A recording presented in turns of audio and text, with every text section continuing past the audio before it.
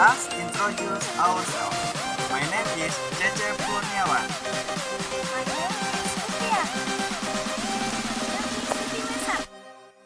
My name is Zaini Rahmansi. Nah, jadi gini guys, di sini kita akan menjelaskan tentang pemerintahan negara Indonesia pada saat demokrasi liberal.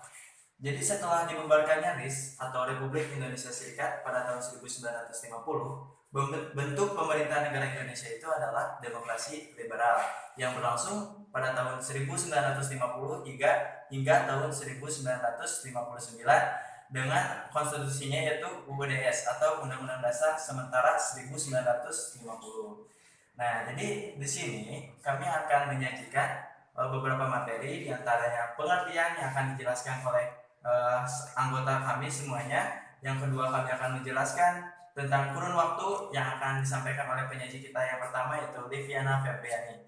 Kabinet Natsir dan Kabinet Sukiman yang akan dijelaskan oleh rekan saya, yaitu Siti Maisaro. Selanjutnya ada Kabinet Wilopo dan Kabinet Ali Sastro Amijoyo yang pertama yang akan dijelaskan oleh Jaini Rahman Sidik. Terus selanjutnya ada Kabinet Burhanuddin Harhab dan Ali Sastro Amijoyo II yang akan dijelaskan oleh Cecep Kurniawan atau saya sendiri. Dan yang terakhir ada Kabinet Juanda yang akan dijelaskan oleh Liviana Febriani. Nah, untuk lebih lanjutnya kita tonton materi penjelasan tentang demokrasi liberal ini. Check it out.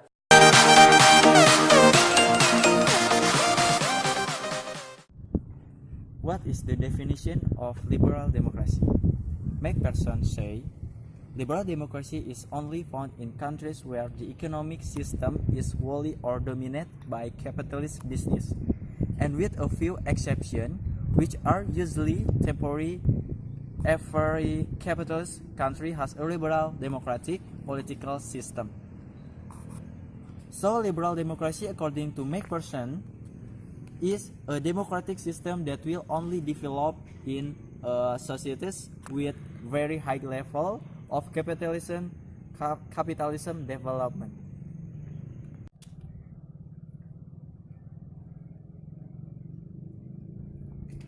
Nah, di sini saya akan menjelaskan demokrasi. Demokrasi dari dua kata, yaitu demos dan kratos.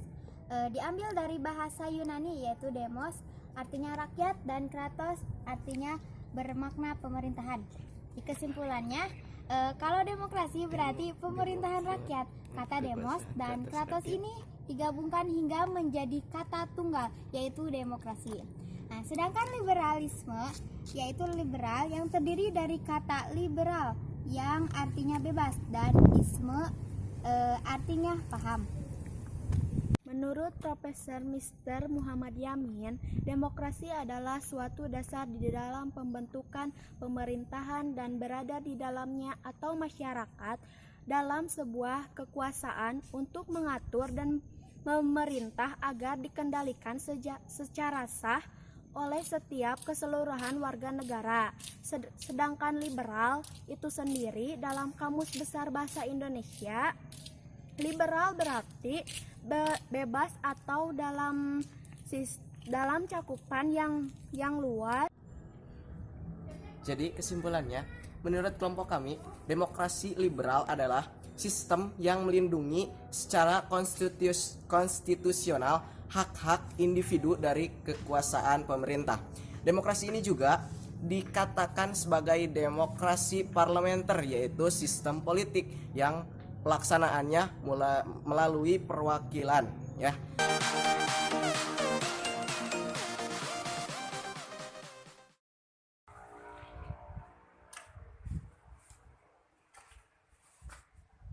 Nah, saya akan menjelaskan untuk kurun waktu pada masa demokrasi liberal di Indonesia yang pertama, yaitu Kabinet Natsir 6 September 1950 sampai 21 Maret 1952. Yang kedua yaitu Kabinet Sukiman 27 April 1951 sampai 3 April 1952. Yang ketiga Kabinet Wilopo 3 April 1952 sampai 3 Juni 1953. Yang keempat yaitu Kabinet Ali Sastro Amijoyo 1 yaitu 3 April 1952 sampai 3 Juni 1953. Yang ke-6 yaitu Kabinet Burhan Nurdin Harahap 12 Agustus 1955 sampai 3 Maret 1956. Yang ke-6 yaitu Kabinet Ali Sastro Amijoyo 2 24 Maret 1956 sampai 14 Maret 1957. Yang terakhir yaitu Kabinet Juanda 9 April 1957 sampai 5 Juni 1959.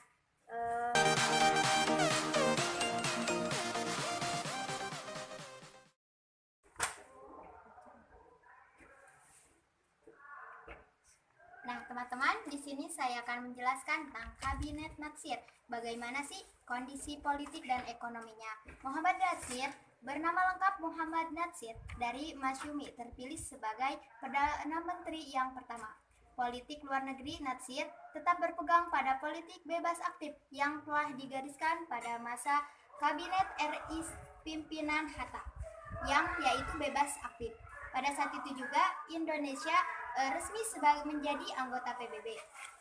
Selanjutnya, RMS dapat diberantas dan DITII Jabar tidak mengalami perkembangan. Kesalahan dari Natsir ini adalah karena dia itu terlalu fokus terhadap pembangunan dan tidak kurang perhatian terhadap Irian Barat yang akan diambil. Selanjutnya, untuk kondisi ekonominya, pada saat itu terjadi Perang Korea. Nah, dari Perang Korea tersebut, kita mendapatkan keuntungan dari konflik perang tersebut karena komoditas ekspor dan impor meningkat, sehingga rakyat dapat sejahtera dan negara pun dapat mendapatkan kas bertambah, sehingga rakyat pun dapat sejahtera.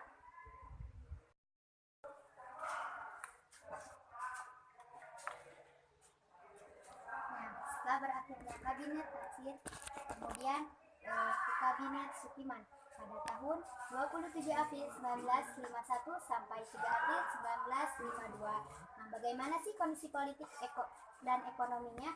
Nah, yang pertama ekonomi. Pada saat itu Sukiman dapat mengumpulkan para saudagar kaya untuk membeli saham di DJB. DJB ini adalah bank swasta Belanda. Nah, sehingga pada saat itu rakyat dapat maju. Yang kedua politik ya. Terjadi pemberontakan DITII Sulawesi yang dipimpin oleh Kahar Mujakar. Adapun pada saat itu program politiknya yang pertama menyelesaikan persiapan pemilu dan mempercepat pelaksanaan otonomi daerah. Yang kedua menyiapkan undang-undang tentang pengangkas serikat. Yang ketiga menyempurnakan alat-alat bangunan kekuasaan negara. Yang terakhir memasukkan Irian Barat dalam wilayah RI secepatnya.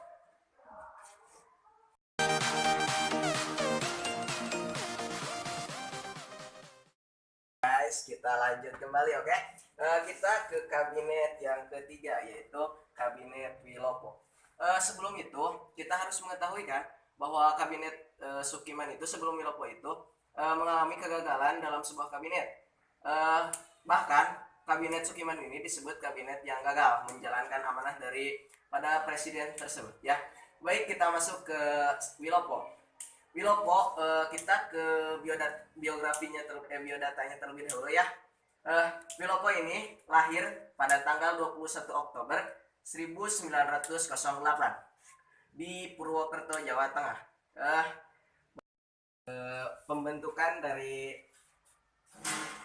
Kabinet Wilopo sendiri ya. Kabinet Wilopo ini tidak dibentuk serta-merta langsung ditunjuk ya oleh Presiden Soekarno, namun Presiden Soekarno itu menunjuk 2 orang, yaitu Sidik Joyo Soekarto dari PNI dan Prawoto Mangkusasmito dari Masyumi ya. Kemudian pada tanggal 30 Maret 1952 Mr. Wilopo ini dia memberikan susunan kabinet, yaitu yang terdiri dari 4 orang dari 4 4 orang dari PNI dan 4 orang dari Masyumi. Kemudian 2 orang jatah untuk PSI dan organisasi yang lain itu mendapat 1 kursi untuk pembentukan untuk susunan daripada kabinet tersebut. Kemudian kabinet ini disahkan atau dibentuk pada tanggal 3 April 1952 sampai 3 Juni 1953 ya. Kemudian masuk lagi ke kondisi politik daripada kabinet Wilopo ini. Yang pertama itu kan sudah disusunkan ya kabinet-kabinetnya itu. Nah, kabinet salah satu menterinya itu adalah Menteri Agama yang dari Partai Masyumi ini mengangkat Kiai Haji Fakih Usman dari Muhammadiyah sebagai Menteri Agama. Namun itu menuai kontroversi ya atau menuai rasa tidak senangnya daripada Nahdlatul Ulama atau NU dari yang ada di dalam tubuh organisasi Masyumi. Nah, NU ini mengharapkan bahwa Menteri Agama ini diisi atau dipegang oleh Dr. Kiai Haji Wahid Hashim ya dari Partai Nahdlatul Ulama. Kemudian dari ketidaksukaan atau kemarahan daripada Nahdlatul Ulama ini, maka petinggi-petinggi dari Nahdlatul Ulama menarik diri daripada organisasi Masyumi, kemudian memisahkan diri dan membentuk organisasi baru yang namanya Nahdlatul Ulama. Kondisi politik ya. Kondisi politik yang kedua yang terjadi pada masa kabinet Wilopo ini yaitu munculnya Tanjung Morawa atau terjadinya peristiwa Tanjung Morawa di Sumatera Utara ya, yaitu Presidenan Sumatera Utara memprogramkan sawah percontohan atau mencetak sawah percontohan, namun di areal tersebut sudah diduduki oleh para penggarap liar dan imigran beberapa imigran Cina. Namun usaha tersebut dilanjutkan dengan cara berunding, tetapi musyawarah atau perundingan tersebut gagal sehingga pemerintah mengerahkan dan meratakan areal tersebut dengan didampingi oleh barisan polisi. BTI atau Barisan Tani Indonesia bersama dengan PKI bersatu untuk menghadang dan mengerahkan massa untuk menghalangi perataan daripada areal tersebut. Namun polisi menembakkan tembakan peringatan ke atas ya. Tetapi massa ini bersikap brutal ya dan berusaha untuk merebut daripada senjata tersebut sehingga kejadian ini menewaskan beberapa orang yang tewas dan luka-luka. Ya, kita masuk ke kondisi ekonomi yang dialami bangsa Indonesia pada kabinet Wilopo. Yang pertama itu masyarakat Indonesia mengalami krisis ekonomi karena pada saat masa kabinet Wilopo selesai berakhirnya perang Korea sehingga ekspor Indonesia jatuh turun ya, sehingga pemerintah lebih tinggi mengimpor beras dari luar sehingga menyebabkan defisitnya kas negara karena pengeluaran pemerintah untuk impor sangat besar ya, karena panen juga di Indonesia menurun ya. Mungkin itu kondisi ekonominya. Berakhirnya kabinet Wilopo ini yaitu pada tanggal 3 Juni 1953. Hai guys. Ya, kita masuk ke kabinet yang keempat yaitu kabinet Ali Sastro Amijoyo pertama ya. Baik untuk pembentukan dari kabinet Ali Sastro Amijoyo ini terjadi pada tanggal 31 Juli 1953 dan berakhir pada tanggal 12 Agustus 1955.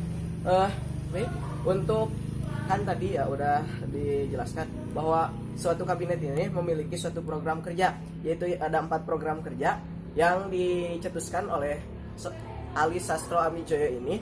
Yang pertama itu meningkatkan keamanan, kemakmuran, serta segera melaksanakan pemilihan umum. Dan yang kedua yaitu segera membebaskan Irian Jaya. Baik, program kerja yang ketiga yaitu untuk melaksanakan politik bebas aktif dan peninjauan kembali persetujuan KMB atau konferensi meja bundar. Yang terakhir adalah penyelesaian pertikaian politik. Baik, kita masuk ke kondisi ekonomi yang ada pada kabinet Ali Sastro Amijoyo. Yang pertama itu sistem ekonomi pada saat kabinet ini yaitu yang dicetuskan oleh Iskak yaitu tentang sistem ekonomi Alibaba. Ya, sistem ekonomi Alibaba ini jadi pengusaha lokal ini memiliki kewajiban untuk memberikan pelatihan dan juga bertanggung jawab kepada pekerja asal Indonesia. Jadi pengusaha lokal ini berkewajiban harus melaksanakan pelatihan dan memberikan alokasinya kepada pengusaha asal Indonesia. Yang kedua itu yaitu pemerintah menyediakan dan melindungi pengusaha Indonesia ya. Dan untuk ke praktiknya praktik daripada sistem ini kurang bisa diterapkan di ekonomi Indonesia. Karena apa? Karena kurangnya pengalaman daripada pengusaha lokal untuk bisa mengelola dan membina para pengusaha Indonesia. Kemudian di bidang politik ya, kita masuk ke bidang politiknya.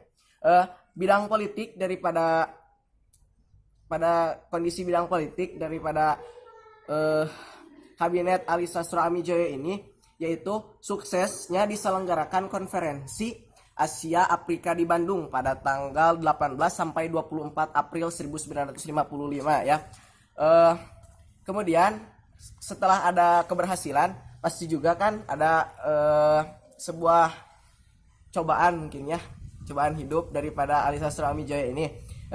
Cobaan yang dihadapi yaitu adanya banyaknya maraknya korupsi dan inflasi berdampak pada kepercayaan masyarakat Indonesia itu menurun kepada kabinet Ali Sastro Amijoyo ini, sehingga organisasi NU atau Nahdlatul Ulama menarik menteri-menteri yang ada pada kabinet Ali Sastro Amijoyo pertama ini, sehingga Ali Sastro Amijoyo mengundurkan diri dan mengundurkan diri pada tanggal 12 Agustus 1955 ya. Mungkin mohon maaf kalau suara saya agak seksi karena saya kurang sehat.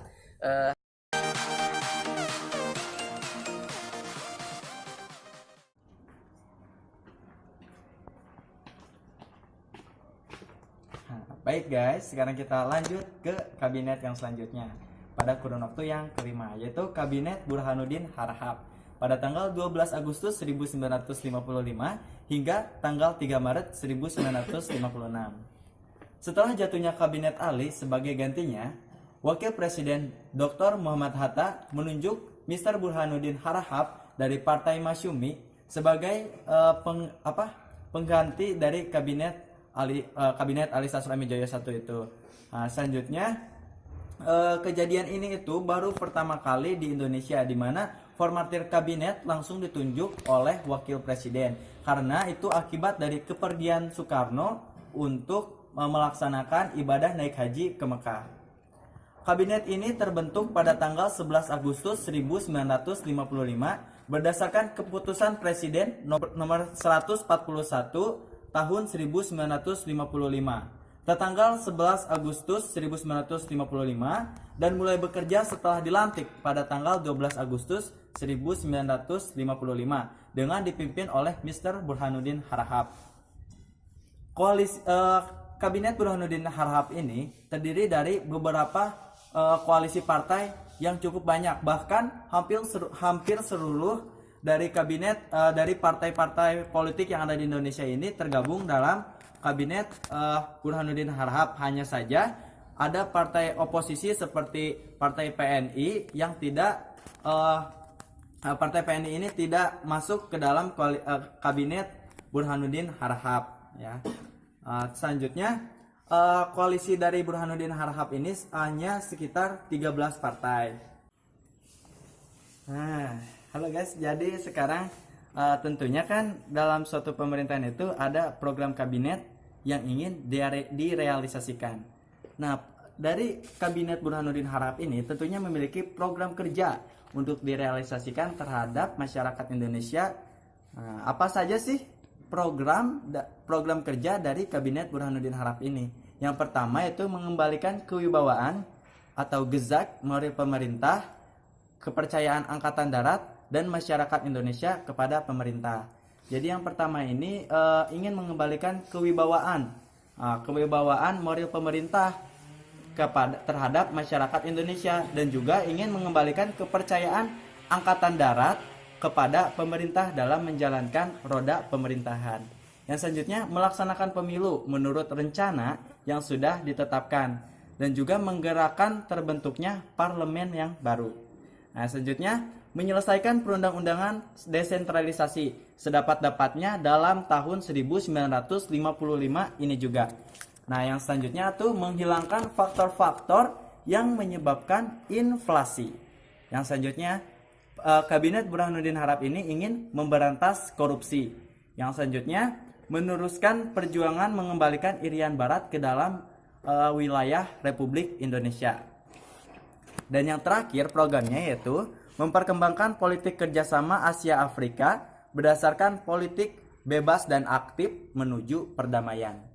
Nah, itu adalah serangkaian program kerja dari kabinet Burhanuddin Harahap. Lalu pengaruhnya terhadap kondisi politik dan ekonomi yang ada di Indonesia itu apa sih guys?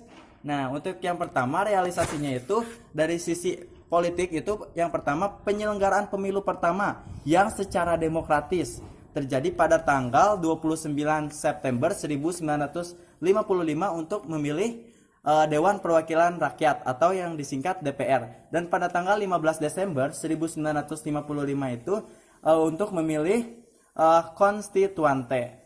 Nah, dari situ itu terdaftar sekitar 70 partai, namun yang lolos seleksi hanya sekitar 27 partai, dan yang memenangkan pemilu hanya 4 partai besar yang sudah ternama, yaitu PNI, NU, Masyumi, dan juga PKI. Nah, selanjutnya perjuangan diplomasi menyelesaikan masalah Irian Barat dengan pembubaran Uni Indonesia Belanda. Nah, selanjutnya program yang terrealisasi juga kabinet Burhanuddin Harahap ini sangat gencar sekali dalam pemberantasan masalah korupsi. Nah, yang selanjutnya dari program-program yang sudah disebutkan tadi, apa sih pengaruh ekonominya atau kondisi ekonomi pada masa kabinet Burhanuddin Harahap? Nah, untuk kondisi ekonominya, yang pertama yaitu berhasil mengatasi masalah inflasi pada masa itu. Yang kedua, menyempurnakan penerimaan pajak dan memperbaiki cara-cara dan dasar perpajakan. Jadi, dasar-dasar perpajakan, cara-cara pemungutannya itu benar-benar diatasi secara baik sehingga berpengaruh terhadap politik Indonesia. Maksud saya berpengaruh terhadap ekonomi negara Indonesia. Selanjutnya pengawasan preventif Menteri Keuangan. Nah, Menteri Keuangan ini melakukan pengawasan preventif sehingga berpengaruh terhadap ekonomi Indonesia juga. Yang selanjutnya menekankan harga-harga barang impor maupun barang-barang untuk kebutuhan sehari-hari yang ada di Indonesia sehingga itu dapat stabil harganya. Sehingga itu bisa kita simpulkan bahwa kondisi ekonomi pada masa pemerintahan Burhanuddin Harahap ini cukup baik sekali gitu ya dibandingkan dengan kabinet yang sebelum-sebelumnya. Nah, selanjutnya apa sih penyebab berhentinya kabinet Burhanuddin Harahap ini? Sedangkan kalau misalnya kita hitung-hitung kabinet Burhanuddin Harahap ini hanya menjabat sekitar 6,5 bulan. Sangat singkat sekali. Nah, penyebabnya itu sebenarnya tidak ada pemanasan politik atau apa, karena PNI juga sebagai oposisi tidak terlalu menyuarakan dia partainya, tapi dia itu pada kabinet Burhanuddin Harahap ini terjadi karena ditunjuk oleh Wakil Presiden Muhammad Hatta, sehingga Presiden Soekarno menampakkan ketidaksukaan dirinya terhadap kabinet Burhanuddin Harahap ini. Jadi itulah penyebab runtuhnya, sehingga kabinet Burhanuddin Harahap ini mengakhiri masa jabatannya atau masa kabinetnya. Dan juga dia maksud saya kabinet Burhanuddin Harahap ini telah merasa bahwa dia telah menyelesaikan program-program kerja kabinetnya itu sendiri.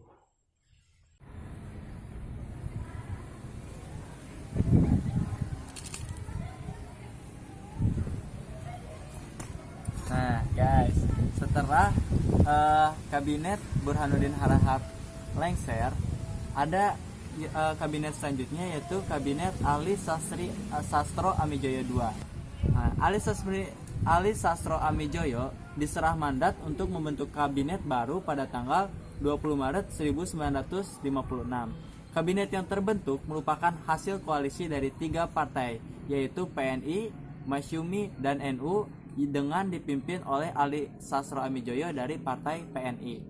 Nah, terus selanjutnya apa sih program kerja dari kabinet Ali Sastro Amijoyo II ini, serta kaitannya dengan kondisi politik dan ekonomi yang ada di Indonesia?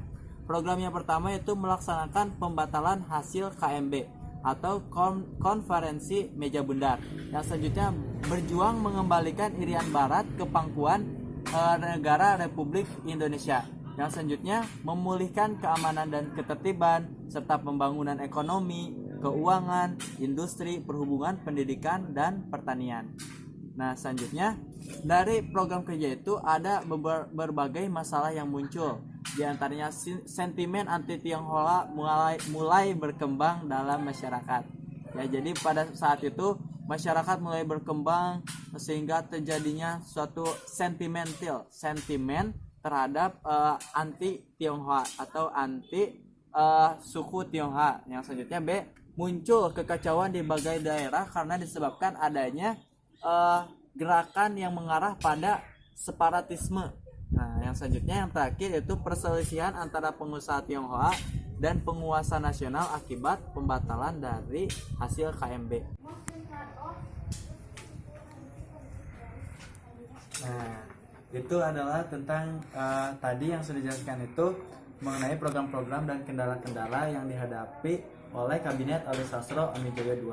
Lalu dari hal tersebut apa sih pengaruhnya terhadap kondisi politik dan ekonomi yang ada di Indonesia? Untuk kondisi politik pada masa itu sangat genting sekali ya, karena timbulnya gerakan separatisme yang ada di daerah-daerah, dan juga pada saat itu terjadi pertentangan antara Partai Masyumi dengan Partai PNI, di mana Partai Masyumi menghendaki Ali Sastro Amijoyo ini untuk berhenti dari jabatannya, sedangkan PNI berpendapat bahwa mengembalikan mandat berarti meninggalkan asas demokrasi dan parlemen. Nah, berakhirnya kabinet Ali Sastro Amijoyo II ini diakibatkan oleh mundurnya sejumlah menteri-menteri akibat dari pertentangan berbagai partai politik.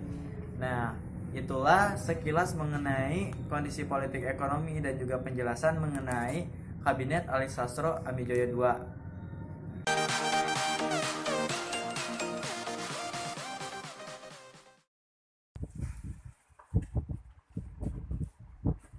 Setelah berakhirnya kabinet Ali Sastro Amijoyo II dilanjutkan oleh kabinet Juanda. Kabinet Juanda adalah kabinet yang terdiri karena kegagalan konstituante dalam pembuatan undang-undang pengganti UUD 1950. Kabinet Juanda juga sering disebut kabinet karya atau Jaken kabinet, yaitu kabinet yang berdiri dari para ahli dalam bidangnya masing-masing.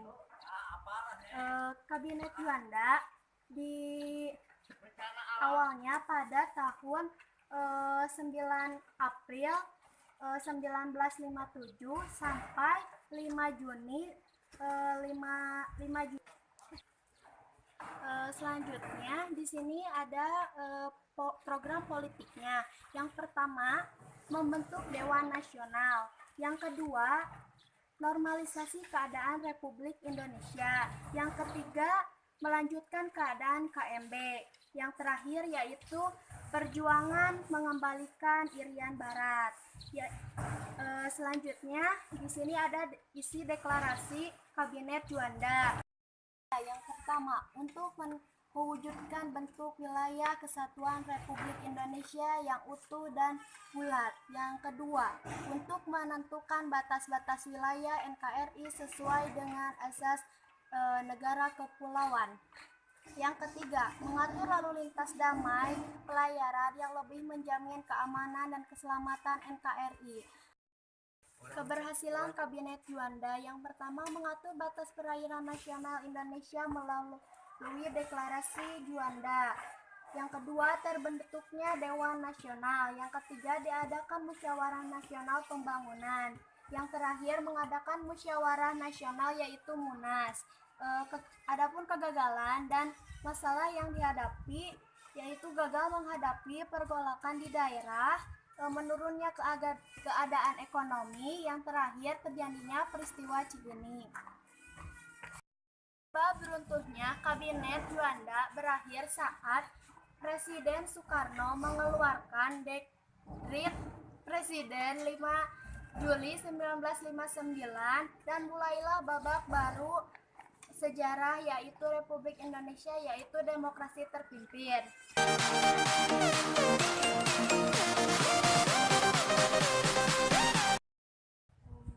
Baik guys, mungkin hanya itu yang dapat kami sampaikan. Kurang lebihnya mohon maaf karena kami juga masih dalam tahap proses pembelajaran.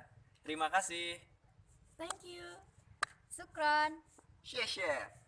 Terima kasih and see you again. Bye bye.